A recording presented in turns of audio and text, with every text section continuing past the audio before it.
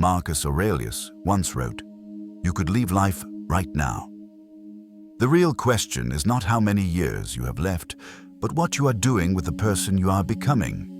If old habits and quiet fears are still setting the limits of your life, then you are spending your most valuable asset without noticing. At some point, negotiation with yourself stops being harmless and starts becoming expensive. The modern world is engineered to make us weaker through distraction, indulgence, and hollow expectations.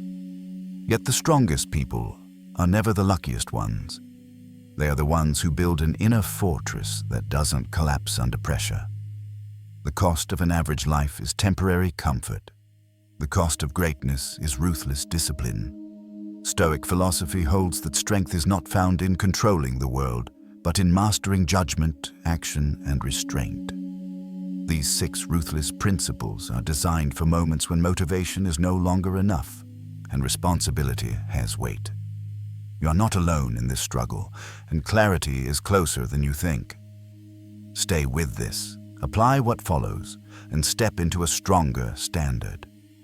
Like the video, subscribe to the channel, and comment one affirmation below. I choose strength. 1. Control what is yours.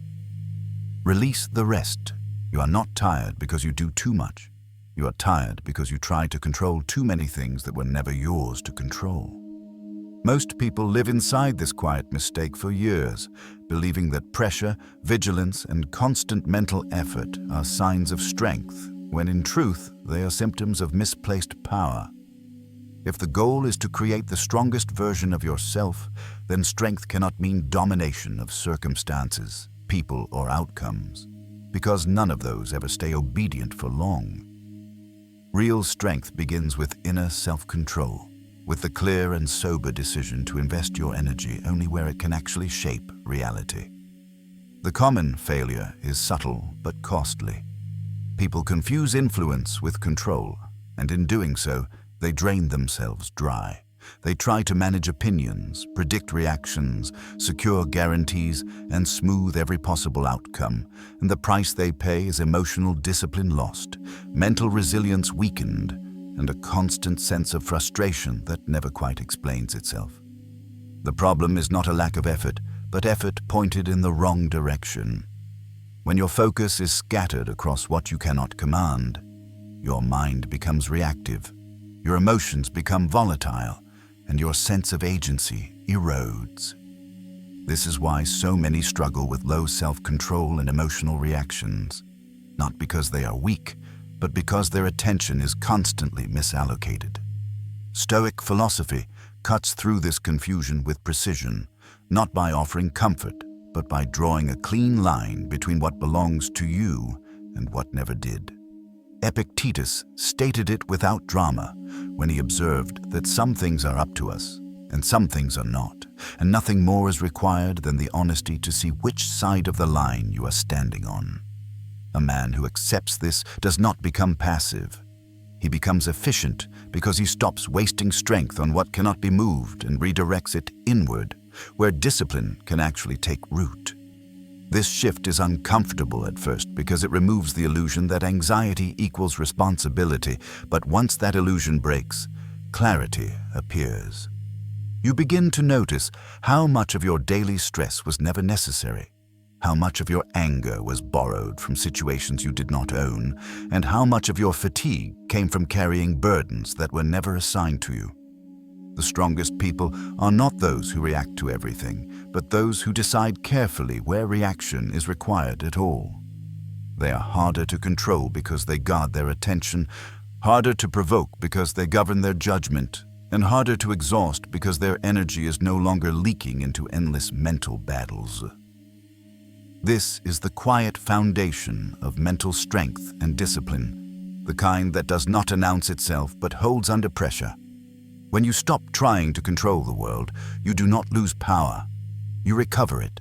You move from emotional reactions to deliberate action, from scattered effort to focused intent, from exhaustion to stability. The practice is simple, but not easy, and that is why it works.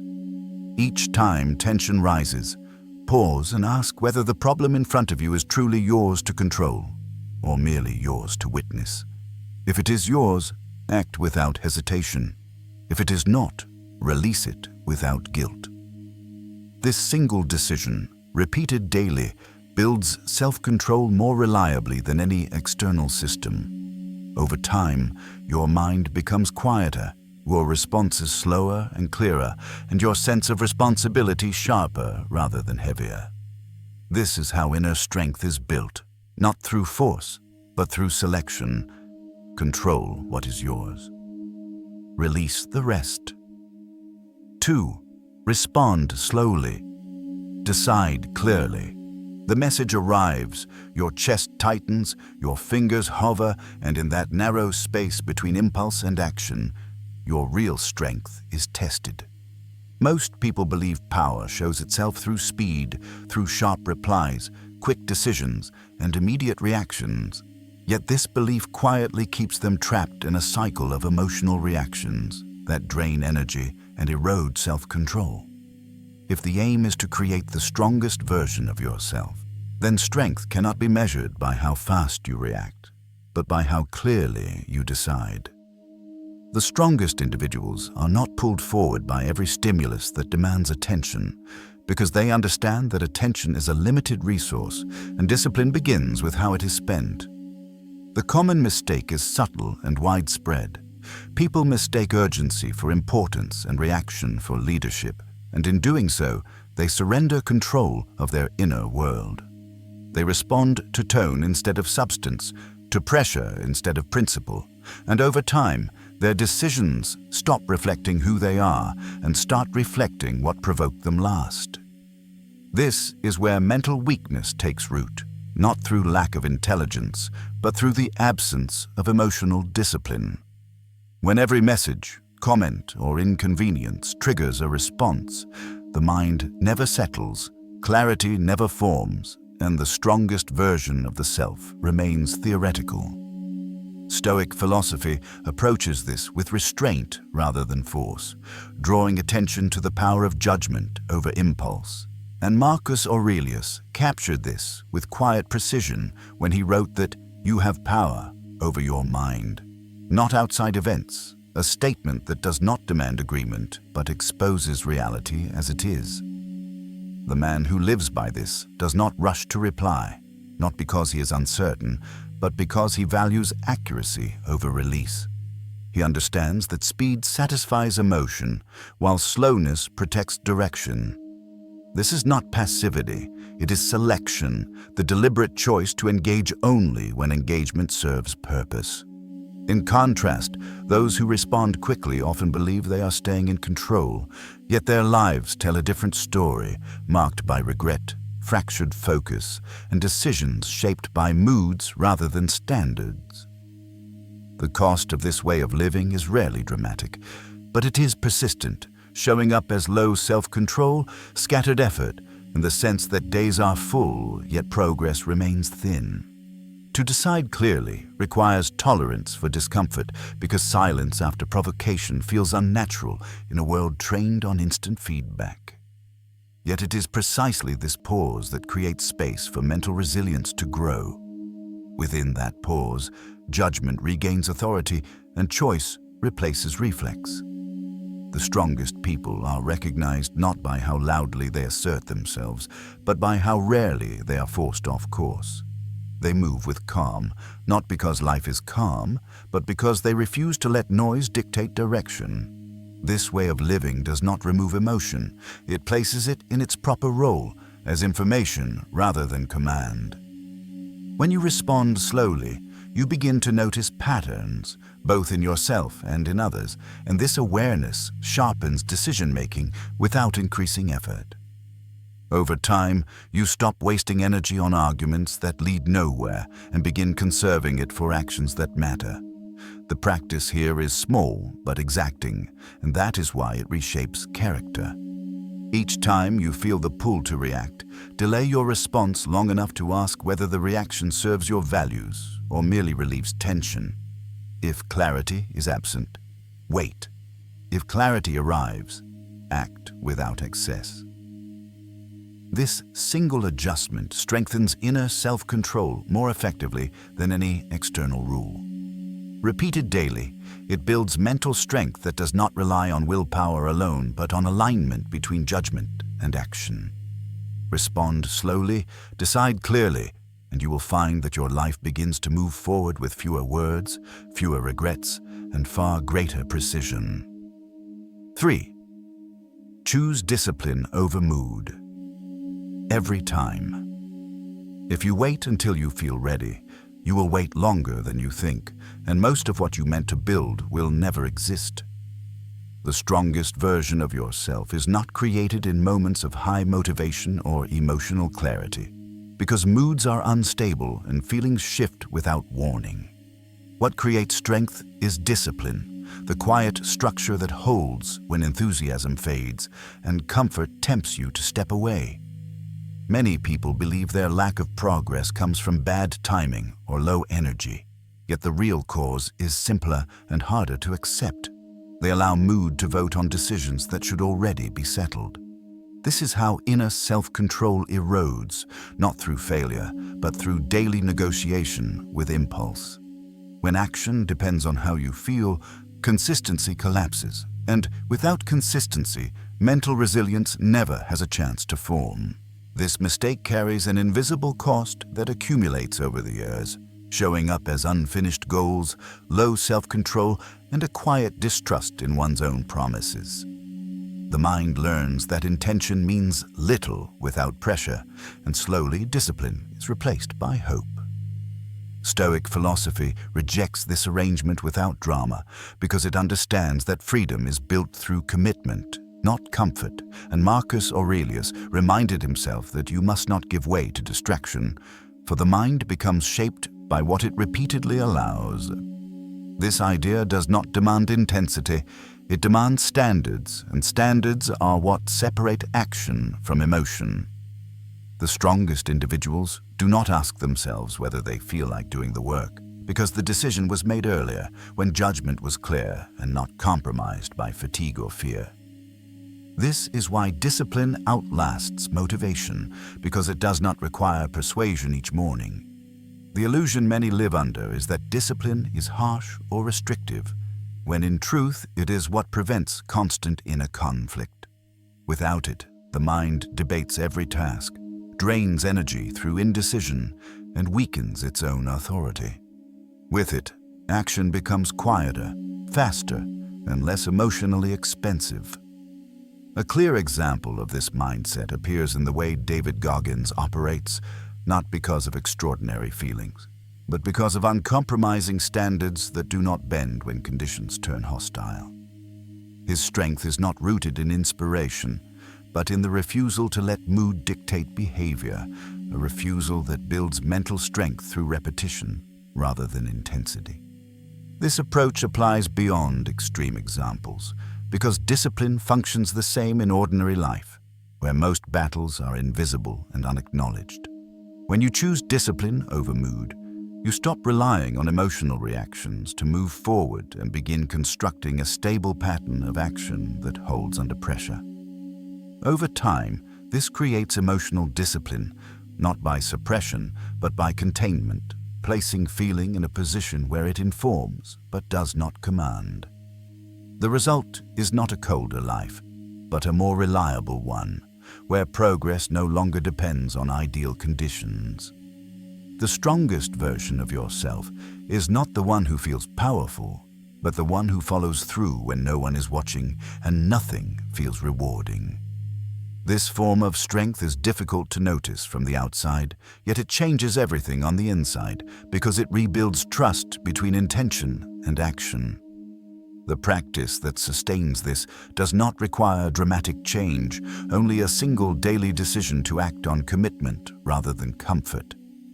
When resistance appears, act anyway, without commentary or justification. When the urge to delay arises, move before the mind constructs an excuse. This is not about force, but about clarity, the clarity that comes from knowing that discipline protects you from the volatility of your own moods. Repeated over time, this choice strengthens mental resilience, reduces emotional reactions, and anchors behavior in principle rather than feeling. Choose discipline over mood every time, and the strongest version of yourself stops being an idea and becomes a pattern you live by. 4. Detach from what weakens you without drama. Associate with people who will make you better, said Seneca, and the line lands harder with time because it exposes how much weakness we tolerate in the name of familiarity. Detachment is not a rejection of others. It is a declaration of standards, and standards are how you create the strongest version of yourself. Many confuse loyalty with endurance and mistake proximity for virtue, then wonder why their mental strength thins and their days feel heavier than they should. The illusion is comforting. Stay connected, stay agreeable, stay available, and things will sort themselves out. The cost is quiet but relentless, because what weakens you rarely announces itself as danger. It arrives as habit, as routine, as people and environments that pull your attention outward and drain inner self-control. When you cling to what diminishes you, you are not being patient.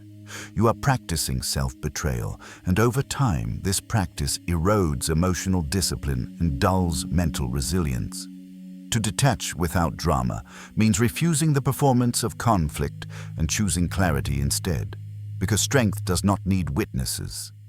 Stoic thought treats detachment as hygiene rather than hostility, a way to remove what contaminates judgment so that action can remain precise. The strongest individuals are not those who cut ties loudly, but those who quietly step back when something consistently disrupts self-control. They do not explain themselves into exhaustion because explanation invites negotiation, and negotiation is where discipline goes to die. This is why so many struggle with low self-control and emotional reactions long after they know what needs to change, because they fear the discomfort of separation more than the slow damage of staying. Consider the ordinary example of a person who leaves a long-standing circle not out of anger, but out of honesty, noticing that every interaction shrinks ambition and dulls resolve. Nothing dramatic happens, no speeches are made, yet mental strength returns as attention is reclaimed. This is the power of selective absence, the ability to withdraw energy from places where it is wasted and reinvest it where it compounds. Detachment is often misread as coldness, but it is closer to respect. Respect for your time, your focus, and the person you are building. The strongest version of yourself cannot be created in an environment that rewards weakness, distraction, or complacency, because character adapts to what it tolerates. This adaptation is subtle, showing up as a lack of discipline, fragmented focus, and the sense that progress requires constant effort without lasting gain. When you detach without drama, you remove friction that never produced growth and allow emotional discipline to stabilize. Silence becomes a tool rather than a void, and distance becomes a boundary rather than a punishment. Stoic philosophy anchors this shift by treating judgment as the center of strength, reminding you that you are responsible for what you allow near your mind. That responsibility is not heavy when carried cleanly. It is heavy only when ignored. The action here is small and exact, because strength grows through precision, not spectacle. Identify one influence that consistently weakens your focus, your discipline, or your mental resilience, and reduce contact without announcement or justification. Notice how quickly clarity returns when attention is no longer contested. This practice does not isolate you, it refines you, because it replaces reactive closeness with intentional connection. Over time, this restraint builds inner self-control and reduces emotional reactions, not by force, but by alignment. Detach from what weakens you, without drama, and you will find that strength does not require confrontation, only the courage to choose what stays and what leaves. 5. Let silence do the heavy work. Silence is often mistaken for weakness because it refuses to perform, yet silence is where real power gathers. In a world that rewards constant explanation, instant reaction, and visible opinion, choosing silence feels like surrender, but it is closer to command. If the aim is to create the strongest version of yourself, then strength must include the ability to remain unmoved when noise demands participation.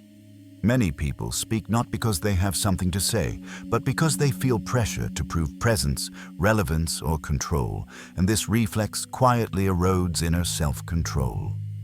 The mistake is common and costly. People believe that being heard equals being respected, when in reality, respect follows clarity, not volume. Each unnecessary word leaks energy, invites negotiation, and exposes judgment before it has settled. Over time, this habit creates emotional reactions where restraint should exist and weakens mental resilience by turning every interaction into a performance. Silence, when chosen deliberately, restores balance because it removes the need to defend, justify, or impress. Stoic philosophy treats silence as discipline rather than absence, a form of self-control that protects judgment from contamination. And Seneca captured this with economy when he observed that the one who knows how to keep silent knows how to speak. The power in that statement lies in its restraint, because it suggests that speech gains weight only after silence has done its work. Those who understand this do not rush to explain themselves, not out of fear, but out of precision. They allow situations to reveal themselves fully before committing words that cannot be retrieved. The strongest individuals are rarely the loudest in the room, yet their presence alters the tone because silence creates gravity. This gravity discourages manipulation, reduces emotional reactions, and makes others more careful with their own words. In contrast, constant talk weakens a position because it signals insecurity and invites challenge. This pattern appears everywhere, from personal relationships to professional settings, where those who speak less often guide outcomes more effectively. Silence does not mean withdrawal from responsibility. It means selecting the right moment to engage, which is a hallmark of mental strength. The invisible cost of ignoring this principle shows up as exhaustion, regret, and the feeling that conversations rarely lead anywhere solid. When words are used without restraint, they become noise, and noise blurs judgment. Silence clears it. This clarity is not passive. It is alert, watching patterns instead of reacting to fragments. A person who practices silence begins to see how often speech was used to manage anxiety rather than advance purpose. As this awareness grows, emotional discipline stabilizes because fewer situations are allowed to provoke unnecessary responses. The strongest version of yourself does not need to win every exchange, only the ones that matter. This selectivity builds mental resilience by conserving energy for decisive action rather than constant commentary. Silence also shifts power dynamics because it denies others the feedback they expect to control interaction. When you stop filling every gap, you stop being predictable, and unpredictability strengthens your position. The action here is simple and exact, requiring no announcement and no external validation. In moments where you feel compelled to explain yourself, pause and choose silence long enough to assess whether words will improve clarity or merely relieve tension.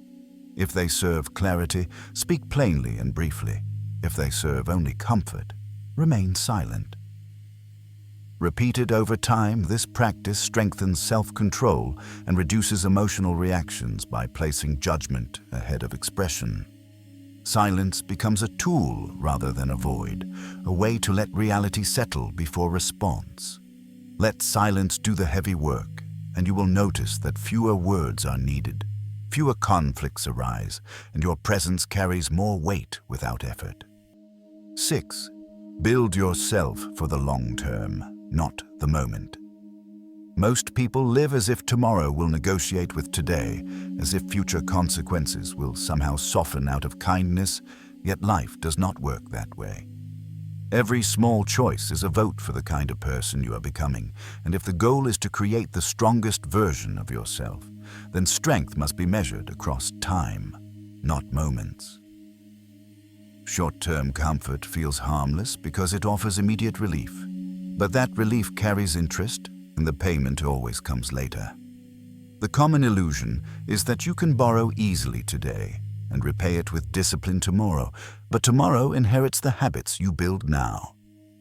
This is how mental weakness grows, quietly, not through collapse, but through repeated decisions that favor what feels good over what holds. When people ask how to become mentally strong, they often look for dramatic shifts, yet real strength is built through unremarkable consistency, through choices that look boring in the moment and decisive in hindsight. The strongest individuals understand that lifestyle is temporary, but legacy is cumulative, and this understanding shapes how they invest energy, time, and attention. The mistake many make is confusing movement with progress, filling days with activity while neglecting direction, and over time, this creates the sense of being busy without becoming stronger. This pattern weakens mental resilience because effort is scattered, and scattered effort rarely compounds.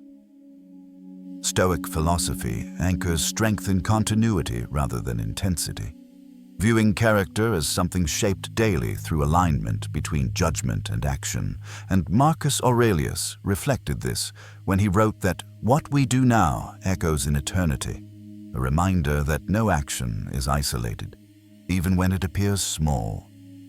Those who grasp this stop asking what feels right and begin asking what lasts. They understand that self-control is not about denying pleasure, but about choosing outcomes that do not decay over time. In contrast, those who chase the moment often experience emotional reactions that dictate behavior because short-term thinking amplifies urgency and diminishes perspective. The cost of this way of living is subtle but heavy, showing up as a lack of discipline, unstable focus, and the constant need to restart.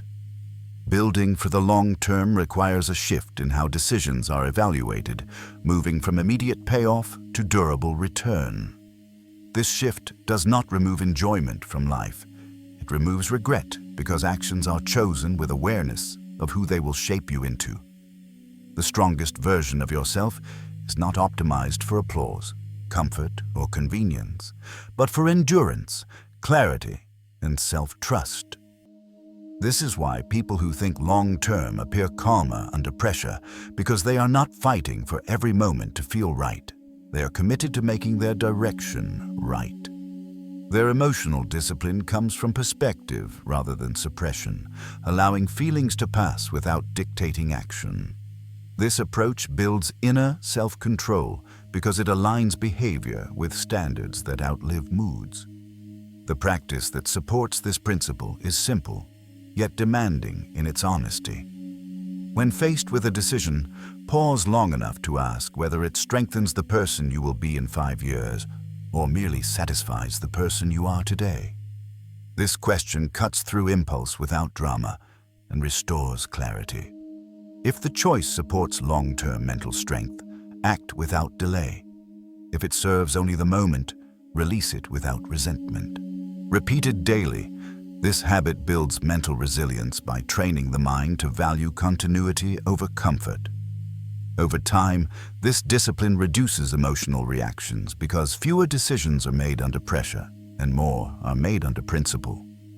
The result is a life that feels steadier, not because it is easier, but because it is aligned.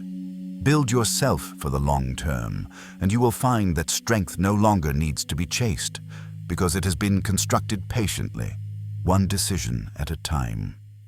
The strongest version of yourself is not built in moments of inspiration, but in the quiet discipline of daily choices that most people overlook. What these principles reveal is simple and demanding at the same time. Inner strength grows when you stop reacting to everything, stop negotiating with your moods, and start living by standards that hold under pressure. When you learn how to build inner strength through self-control, emotional discipline, and mental resilience, you stop asking how to control emotions daily and begin practicing it without drama. This is not about becoming cold or distant, but about becoming stable, clear, and reliable to yourself. Many struggle with emotional reactions and a lack of discipline because they search for motivation instead of structure. Yet mental strength is never given, it is trained. Each day offers small opportunities to choose discipline over comfort, clarity over noise, and long-term growth over short-term relief. When you practice these principles consistently, low self-control gives way to calm authority, and mental weakness is replaced by steady progress. You begin to notice that fewer explanations are needed, fewer conflicts arise, and decisions feel lighter because they are aligned. This is how to become mentally strong in a way that lasts, not through intensity, but through repetition. The work is not dramatic, yet its effects are visible in how you respond, how you decide, and how you carry responsibility. If you apply even one of these principles daily, you will see change not just in outcomes, but in how you experience yourself. Strength, after all, is not about force. It is about consistency. Take what you have heard and put it into practice today, then repeat tomorrow and again the day after. Share your own experiences or challenges in the comments below, because others are walking this same path and learning alongside you. Your story may be the clarity someone else needs to begin.